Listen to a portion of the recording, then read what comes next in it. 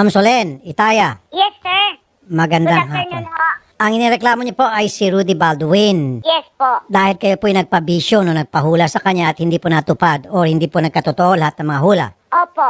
Bago lahat, ito sabihin ko, yung paghuhula ng mga manghula, you should take it as a form of entertainment lang talaga. Huwag niyo pong siniseryoso. Kasi kung kayo po ay magpapahula at kung ano sinabi ng hula, manghula ay siniseryoso niyo at hindi po nagkatotoo, mapoprostrate lang kayo, mag-aaway lang kayo. Maliban na lang kung sinabi ng manghula, siguradin 100% ako or your money back. Ibang usapan yon. Okay, but anyway, sige po ma'am, magsalita na po kayo. So nagpahula po kayo kay Rudy Baldwin. Ano po yung pinahula niyo po sa kanya? Ang unang-una po, nung sabi ko sa kanya, pwede ba akong magpa-vision? Yun lang po ang start po noon. Pero Okay. wala pa akong gustong mangyari o kahit anong gusto kong ipahula. Wala ho. Bakit gusto niyo po magpa-vision sa kanya? Kasi nakita ko lang po, parang nakigaya lang siya sa mga Facebook, so ano-ano yung nakisaw-saw lang po ako talaga doon. Okay, Na wala nakisaw-saw po lang kayo talaga- kasi sikat siya sa social media. Yes, yes, yun po Okay. talagang So, number kinontak one. niyo po siya sa pamagitan ng... Pag PM ko po sa kanya, piniem ko po siya sa Okay. kanyang page. So, ano pong inyo pong napag-usapan nung makontak niyo po siya? Nung nakontak ko po siya, sabi niya sa akin, kontakin ko yung isang account niya. Nakontak ko po doon. Tapos po, nilipat na naman niya ako doon sa Mascardo. Robin Mascardo. Robin Mascardo naman. Okay. Opo. Sinabi niya ba sa inyo kung bakit kanya nilipat-lipat from one account to another? Nabanggit niya ba yon? Hindi ko po. Pero nung po, sinabi po niya, dito, private account ko to, saka doon sa isa, pang family account daw niya. Okay. Nilipat ko niya Yung ako- Princess Ken, ibang tao po yon. Sa kanya po. Siya Sa po. kanya. Tapos siya pa rin po yon, yung kausap niya doon. Kaya lang ibang account Opo, lang. opo. Ganon din po yung Robin Opo. Mascardo. Siya rin po yung Siya si pa rin yun, Robin kaya lang Mascardo. ibang account ginagamit. Sige po. So, pagkatapos po noon, Lilipat na naman po niya ako dito sa family account daw niya sa Winball. Winbald, family account naman. So, tatlong account na po kayo nilipat-lipat. Opo, tapos sumunod po, meron pa siyang isa pang private na family account. Nilipat na naman niya ako dito. Nakikipag-usap ako kay Baron Bal. Opo. Okay, so 1, 2, 3, pang-apat na beses na kayong nilipat niya.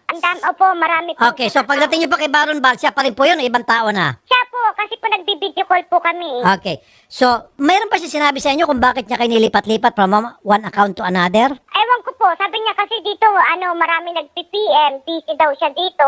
Yun ang Okay, sinasabi sige niya sa po. akin sa telepono po. So, nung makontak niyo po siya, pang-apat na beses ng lipat, dito kay Baron Bal, ano pong nangyari? Dito po, yung, kasi last year, gusto ko sanang makuha kasi yung nanay ko, isa po yan sa pinabision ko. Kasi pandemic, nag-aalala po ako kasi 70 plus na po yung nanay ko. Gusto ko siyang mapunta rito sa Japan para yung insurance ko, inaawas naman niya sa pension ko para malibre siya sa pagpapagamot. Okay, in short, ang gusto niyo pong malaman kung makukuha niyo pang nanay niyo from the Philippines going to Japan. Kung magiging okay yung nanay ko sa Pilipinas kasi pandemic. Okay. So gusto niyo malaman kung maging okay nanay niyo. Opo, sinagot niya ho ako na huwag ka mag-alala sa nanay mo, aabutin niya na 125 years. Hello, nakakaloka ka naman.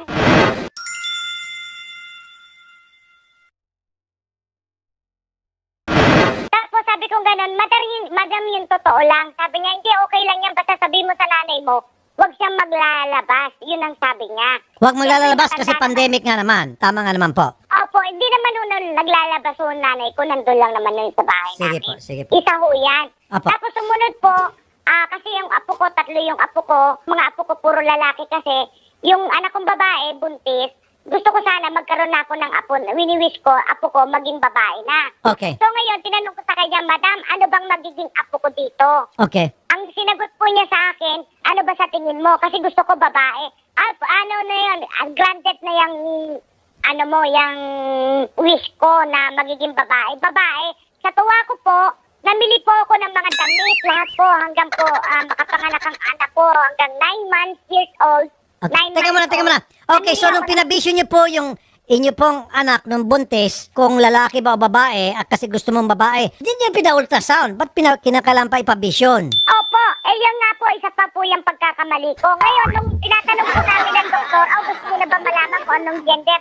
Ang sabi ko pa doon sa doktor, Dok, alam ko na po. Sabi ko pa doon sa sense, yung doktor. Pinangunahan niyo na po yung doktor. Sabi niyo, Dok, alam ko na yon, babae yan. Sabi niyo. Yun ang sinabi ko po sa doktor. Ganun ba? Okay. Hindi na rin ako naging sa mundo niya. So, nung mga anak po yung inyong anak, ano po ang lumabas? Ano po yung naging apo nyo? Nung nanganak po, emergency kasi yung pagka... Apo, ano nga po? Ano po? Lalaki, babae? Lalaki. Nako. Lalaki na siya po kami. Tumawag yung doktor na kung kino-congrats kami na congratulations, ang apo mo ay ang anak niya ay lalaki. Nagulat po kami. Binalikan ko po siya, tinawagan ko po siya. Oh. Sabi ko gano'n sa kanya, Madam, mali po yung vision nyo. Sabi nakikita ninyo, pinakita ko pa sa iyo yung pusod. Sabi mo, nasisilip mo, babae. So, ang sinagot niya po sa akin, pasensya na kasi nakadapa. Quit pala yung nakita ko. Yun ang sabi niya ho sa akin.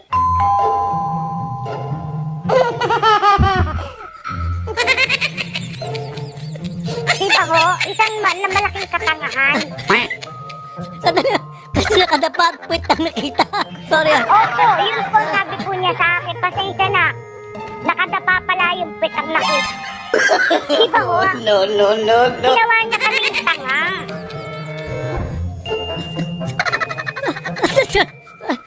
Sorry, ma'am. Ma'am, hindi ko kayo pinagtatawanan, ma'am. Hindi ko kayo pinagtatawanan. Yung bang sinabi na puwet, doon ako natawa, ma'am. Sorry, baka mamaya sa akala nyo kayong pinagtatawanan. Okay lang po. Doon ako natawa nung sabi, kasi yung puwet lang nakita, kaya hindi niya na vision ng husto yung tamang gender ng baby. Okay, sorry, ma'am. O, tapos, ma'am. Tapos po, eto po, nung nawala na po yung anesthesia po nung anak ko, siyempre, cesarean po yan, tumawag po siya. Mami, paano yan? Puro pambabayan, dala natin mga damit, mga pinagbibili natin. Ang sabi kong ganon, magagawan natin ng paraan yan, bibili ako ng yung paglabas niya sa hospital, ganyan.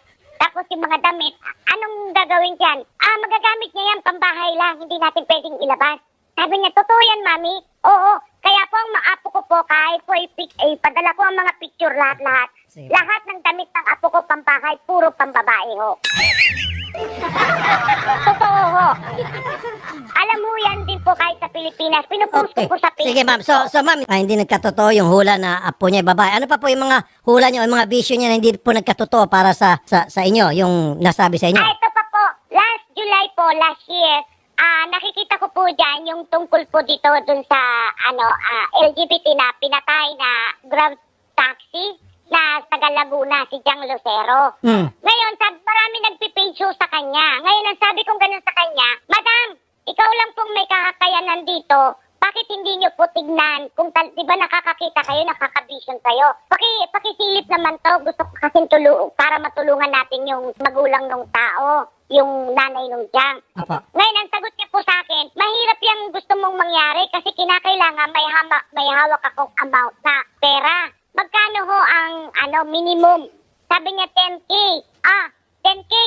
Anong gagawin niyo doon sa 10K, ma'am? Kasi pag pinasok ko ba yung kabilang mundo, paglabas ko, sugat-sugat ako. Ako naman si tanga. O nga naman, bakit siya kailangan ng pera sa kabilang mundo? Madam, ako na ho ang sasagot sa 10K. Pakitulungan lang yung pamilya. Nag-donate ho ako ng 10,000. Okay. Totoo po yan. Ngayon, nung tinatanong ko sa kanya, kinabukasan, binisyon daw niya ngayon, sabi ko, Madam, tanong ko lang po kung ano pong nangyari po doon. Ang sagot niya sa akin, hindi maganda, wag na natin pag-usapan. Sabi ko gano'n sa kanya, hindi nga madam, basta wag na natin pag-usapan. Okay. Ayaw niya So ma'am, pag-usapan. paiksi natin. So, yung sa apo hindi nagkatotoo, tapos pangalawa, yung sa Grab Ay, Jang driver Lucero po. na babae, hindi rin nagkatotoo. Ano pa po yung mga hindi pa nagkatotoo? Sinabi niya sa akin na mamamatay ka, last year po yan. Kayo po, sinabi niya mamamatay ka? Kayo? Opo, mamamatay po ako. Mamamatay ka next year ng month of November, third week ng Wednesday. Oh, tapos? Nakakatakot naman yun. Nakatakot po ako. Hindi kayo ninervyos? Ay, hindi po. Talagang mamamatay ako. Sabi ko, oo, nakikita ko. Okay, anong dahilan daw bakit daw kayo mamamatay? Ano rin ikakamatay ninyo? Wag daw po akong lalabas. Sabi ko, ano yun, mabavirus ako? Hindi, madidisgrasya ka. Accident. Accident. Yun daw ang ikakamatay ninyo kapag kayo lumabas-labas. Opo. So, hindi kayo lumabas? Lumabas pa rin po ako kasi nagyayaya po yung anak ko. Pumunta kami sa Costco. Sabi niya, Mami, alika na. Okay, so Sa Costco. nung dumating yung araw na yon, yung November, anong araw po Lumabas yun? po ako. November. Mga third week ng Okay, sige. Wednesday po. Nung Wednesday, November, Sinabi ko sa third anak week, ko. Wednesday. Okay, lumabas kayo, wala Opo. nangyari. Wala po nangyari. Sabi, Yes po. masasagasaan daw kayo. At hindi naman kayo hindi Opo. nangyari yon. Track pa nga ate, mapupo. Ewan ko sa kanya. Ang dami niyang... Truck na mga kasagas sa inyo. Buti din sinabi na madurog kayo, mapitpit kayo. Wala siya sinabing ganon. Ang sabi po niya, mula dito sa balikat ko, diretso daw po, madudurog po yan. Yan po ang sabi niya. Yan Oh, kita mo, nahulaan ko. Ako naman nakahula ngayon. Sinabi niya, madudurog. Kasi syempre, truck eh. Alam ba na hindi ka mapipitpit pag truck. Okay, so thank God di po nangyari yon. Opo, meron pa po yung sa anak ko po na bunso. Nadisgrasya po kasi yung anak ko. So ngayon, kinakailangan niyang operahan kasi nakatatlong hospital na po Okay, kami. sige, ano pong nangyari? Kinakailangan daw operahan. Ang sabi niya, alam mo, pag yung anak mo, ang braso niya, magiging vegetable siya, hindi niya na may gagamit. Ano yun? Sabi kong gano'n, para siya na-stroke.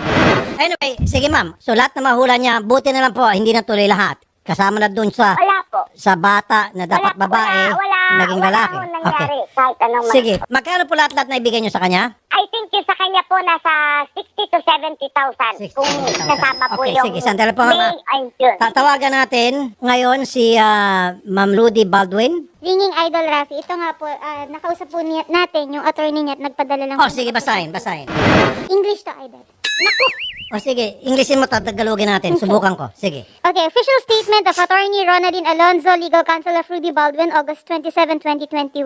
My client, Rudy Baldwin, states that the allegations and accusations against her in public via various social media platforms are nothing but attempts to discredit and malign her for reasons she do not know of. Being a psychic visionary, she is sure that she never coerced or forced anybody to talk to her or to consult her regarding her visions. She has never made her visions to the public with an intention of gaining profit. Rudy Baldwin has kept her silence despite the public malignment being made against her by some people, but they have pushed her way too far. So now, she has initiated the steps in formally filing legal cases against those responsible to protect her rights and the rights of those innocent people getting dragged into this issue. In the light of impending legal action is the mandate that Madam Rudy Baldwin do not preempt any legal testimony she will make in court in case the need arises for her to do so. She wishes to convey her thanks and greetings to Idol Rafi Tulfo and the whole Rafi Tulfo in Action team for giving her the chance to air this statement. Sinasabi ko sa inyo, dapat Tagalogin nyo. Ito na po yung Tagalog version yan. Opisyal na pahayag ni Attorney Ronald B. Alonzo, Legal Counsel ni Rudy Baldwin. Ang aking kliyente ay nagsasabing ang mga aligasyon at akusasyon laban sa kanya sa publiko sa pamagitan ng iba't ibang social media platforms ay walang iba kundi isang tangkang para siraan siya sa kadahilanang hindi niya alam. Bilang isang psychic visionary, kailanman hindi niya pinilit ang sino man magsalita at magkonsulta sa kanya hinggil sa kanyang vision. Okay pa ako so far? At ni minsan, hindi siya nagsiwalat ng kanyang visions sa publiko sa intensyon na para pagkakitaan ito. Si Rudy Baldwin ay naging tahimik lamang. Okay? Nananahimik lamang sa kabila ng paninira sa kanya sa publiko ng mga taong sinasagad siya. Okay? Na ngayon ay si Rudy Baldwin ay gumagawa na ng mga hakbang ito. Sa napipintong legal action na gagawin ni Rudy Baldwin, may mandato itong si Rudy Baldwin na hindi niya pangunahan ang anumang legal na testimonya na gagawin niya sa korte sakali man mangyari na ito. At nais niya ipaabot ang kanyang pasasalamat at pagbati kay Idol Rafi Tulfo at sa buong Rafi Tulfo in Action team sa pagbigay sa kanya ng pagkakataon na para mai-ere ang kanyang salaysay. Ganun dapat. Sana tama yung pagka-Tagalog ko. Okay ba? Okay ba, attorney? Okay. Now, meron pa isa gusto magsalita? Opo, Idol, siya po yung dating manager po ni Rudy Baldwin daw po, na namodus din daw po siya. Elzen Estores, magandang hapon po. Hello po, Okay. Ma'am Elzen, kayo po ay dating manager ni Rudy Baldwin po. Rudy Baldwin. Ang alias niyo pong ginagamit is Bonita Pascual. Yes po, dati po. Okay, dati. Meron daw po kayong gusto sabihin? Yes po, yung mga nakaraan po kasi, last year po kasi, nung magkakilala po kami, dati rin po akong mga lokong-loko sa kanya, paniwalang-paniwala po ako sa kanya na every night po lagi ako nasa kanya. Ako rin po yung nagbubook sa kanya dati. Ng mga na-clients niya, pumupunta po sa bahay para eviction niya. Kami po yun. So, ibig sabihin kayo po ang naghahanap ng kliyente at kayo po ang gumagawa ng booking doon sa maging kliyente niya. Yes po. Kami Okay. po. Alright. So, ano nangyari po doon sa mga pagkikipag-ugnayan po sa kanya? Grabe, nung napunta po ako sa kanya. Ano ibig sabihin po, puro kamalasan ang nangyayari sa buhay po ninyo? Ang pinangako po kasi sa akin, Sir Rafi, na na-vision niya ako, kaya paniwala ako sa kanya, magiging mayor daw po ako ng Bulacan. Okay. Isa po yan sa mga sinabi niya sa Mayor akin. ng Bulacan. Okay, so ano po naging reaksyon nyo nung sinabihan po kayo na magiging mayor kayo ng Bulacan? Amaze na amaze po, syempre. Okay. So tapos po noon, Marami po siyang sinabi regarding sa income, ganito raw po gawin ko sa buhay ko, ganito raw po ang gawin ko, na magbenta raw ako ng ganito, magbenta ako ng ganito. Ako naman po si Gago, binenta ko naman pula. oh, Opo. binenta nyo po, ano po yung mga binenta ninyo? Sasakyan po, ganito po. Okay, saan nyo po dinala yung napagbentahan nyo po ng mga sasakyan, mga ari-arian nyo? Sasakyan po, tsaka mga alahas po. Okay, kaya nga po, so nagbenta kayo ng mga sasakyan at alas, bakit nyo po ginawa yun? Mag-end of the world na raw po kasi. Katapusan ng mundo. Opo, mag-end of the world. Napraning po ako, sobrang praning po talaga. Kasi verbal po niya sa akin sinasabi ko, kaya paniwala ako sa kanya na ang mundo raw po magugunaw na, magulunod raw po kami, lalo na sa Bulacan. So ako, to the point, Sir Rapid, gusto kong gumawa ng bangka ba? Kasi feeling ko malulunod kami. So bumili kayo ng bangka. Hindi naman, Sir Rapid, muntikan na. Ang nangyari lang po talaga, pinamigay ko kung anong meron ako. Pinakain ko sa mga tao. So, In fairness, hindi niyan po binigay ito kay Rudy Baldwin, kundi sa mga nangangailangan. yun daw po gawin ko, sabi niya sa Okay, akin. sige po. At hindi nga po talaga nagunaw ang mundo. Kailan niyo po sinabi yun na magugunaw ang mundo? Anong araw po sana? March po, March. March 2020. Opo. Ninervous ba kayo noon? Actually, sir, hanggang ngayon na anxiety pa rin ako. Okay. O nga naman, ikaw sabihan na magugunaw na yung mundo. Abay, kumbaga, no place to hide, nowhere to go. Yes, sir. Okay. So, nung hindi pa magunaw ang mundo no March 2020, ano pong ginawa nyo? Nagdasal po, natawan na lang po sa katangahan ko, Sir Rafi. Natanga ko talaga. Kasi ultimo yung tubig na pinapainom niya sa akin everyday na may laway niya na sobrang kadilig talaga. Ayoko na siya ng bagutin, Sir Rafi.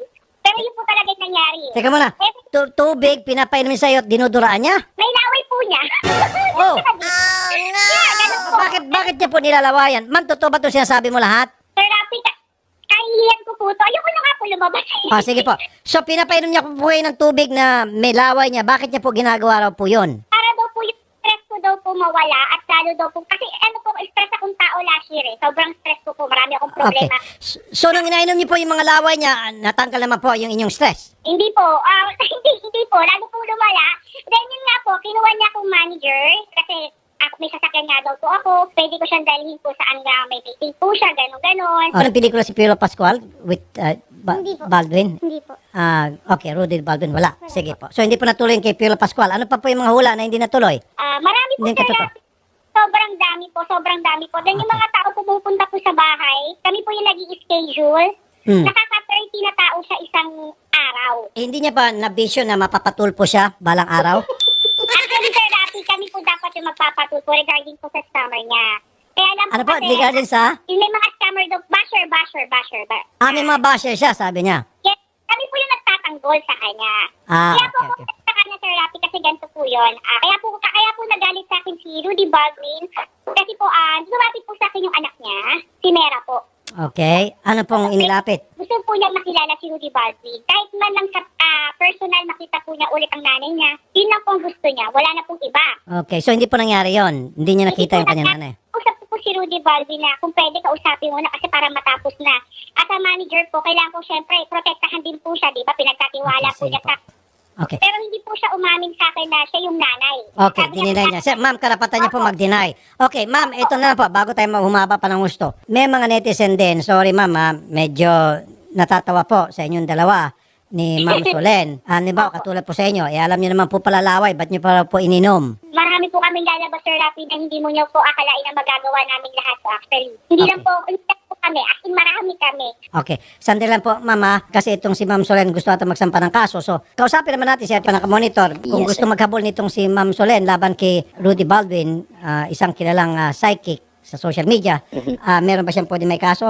Meron po, Sir Rafi, no, under our revised penal code, Article 318, Paragraph 2. Very clear po doon. Any person na nanguhula for profit or gain, pwede pong i-punish by arresto mayor. So, crime po yan, Sir Rafi, magkatotoo man o hindi magkatotoo. As long as nanghula ka for gain or profit, it's a crime. So kahit na kahit na magaling ka manguhula at nahulaan mo at nagkatotoo yung hula mo, as long as tumatanggap ka ng pera, may crime ka pa rin doon. Yes, sir. No? Yun nga po yung sa ating penal code. Very specific siya. Any fortune teller, Sir Rafi, as long as you do it for gain or profit, crime na po siya. Aha. Okay, so kung hindi natuloy, hindi nagkatotoo yung hula, pareho lang yun. Kahit totoo, Sir Rafi, hindi po siya nagmamatter as yung act po ng panguhula mismo ang punishable. Hindi, akala ko kasi pag hindi nagkatotoo, mas lalo dapat tataas yung penalty. Pareho lang. Hindi na, Sir Rafi, no? Kasi may tsamba naman talaga eh. Pwede kong sabihin na bukas sisikat yung araw. Di ba? Ganun po kadali. So, yung act po ng panguhula mismo ang punishable. O nga, no, mamayang gabi, lalabas yung buwan. Ganun na nga po, Sir Rafi. Tama po. Okay. So merong kaso talaga kung tutusin. Ayun. Meron at meron, Sir Rafi. Anong tawag ulit doon? Attorney Garrett, para It dun is sa mga nanonood formally niya? called other deceits, Sir Rafi. Other deceits? Yes, sir. Under Article 318 ng ating revised penal code. 380 Revised Penal Code. I see. Okay. Maraming salamat, Attorney Garrett, tungo ng AXIS Party List. Ma'am Solen. No, Yes po. Okay. Pwede rin ho kayo magsampa ng kaso sa Article 380 ng Revised Penal Code natin. Other deceit. So may kalalagyan po itong si Madam Rudy Baldwin. Kung gusto niyo po. Opo. Gusto niyo po magsampa ng kaso. Opo. Okay, sandi lang. Tama. Tawag niyo ulit sa Attorney Garrett. Kasi si Ma'am Solen ay nasa Japan. Ang pagkakalam ko, at ayun. So meron ba kayong kamag-anak dito na pwede niyo po i-delegate yun na siyang magrepresenta sa inyo pag sampa ng kaso labang kay Rudy Baldwin? Attorney Garrett.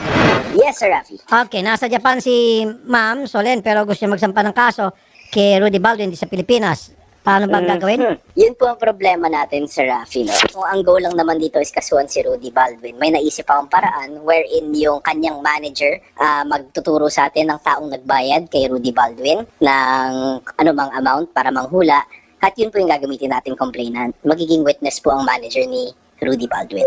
Okay, sinabi ko na pwede ba pumunta si Ma'am sa pinakamalapit na embahada sa Japan at gumawa siya ng special power of attorney para sa isang kakilala, kamag-anak, katiwala na siya mag-represent sa kanya sa korte labang kay Rudy Baldwin? Pwede din, Sir Rafi, magpa-execute tayo ng SPA para pirmahan niya ang complaint affidavit ng ating complainant dyan sa Japan. No? Pwede rin pong ganun, pero yung proseso po kasi every hearing, kailangan pong i-represent siya. Pati po pagdating ng korte, kailangan niya pong magtestigo. So, kung gusto niya pong gawin yun, willing siyang gawin yun, pwede naman, Sir Rafi. Pero kailangan pa rin niya pagdating sa hearing na kailangan pa rin talaga magpakita sa korte si Ma'am Solen. Yes, sir, kailangan nandito siya sa Pilipinas pagtama po natin ng korte para siya po ay magtestigo before the court. Sa initial lang siguro di siya kailangan pero pag nandyan na sa hearing na arraignment, kailangan nandyan siya. Yes, sir, tama po. Sige, eto manager, Ma'am Elizen, willing ko ba kayo magtestigo? Sir Rafi, ex-manager po. Sorry, ex-manager. Punta sa akin para singilin siya. Okay, willing ko kayo magtestigo. Actually, sir, kasama ko po lahat ng niloko niya. Meron, yes, kasama ko po lahat dito. Okay. Mga ilan po lahat, ma'am? 6 po sila. 6 plus pampito ito si Ma'am Solen. Yes po. Okay. Attorney Garrett. Na different times hinulaan at 7 times na siyang binigyan ng pera. So, 7 different cases to, Sir Rafi. Ayun, sige. Maraming salamat ulit. One more time, Attorney Garrett tungkol ng AXIS Party List. Okay, so Ma'am Solen, wag niyo po ibabang telepono. Tuturuan namin kayo kung paano kayo makapagsampa ng kaso laban dito kay Rudy Baldwin at ex-manager Elzen Estores. Madam, yung inyo pong kooperasyon ay very important para maging successful po itong pagsampa ng kaso laban kay Rudy. Yes, sir, pwede po magtanong. Kasi may cyber libel akong case na sinail po ni Rudy Baldwin. Okay, tawag mo ulit sa Attorney Garrett one more time. Bakit niya ako kay pinailan ng kasong cyber libel?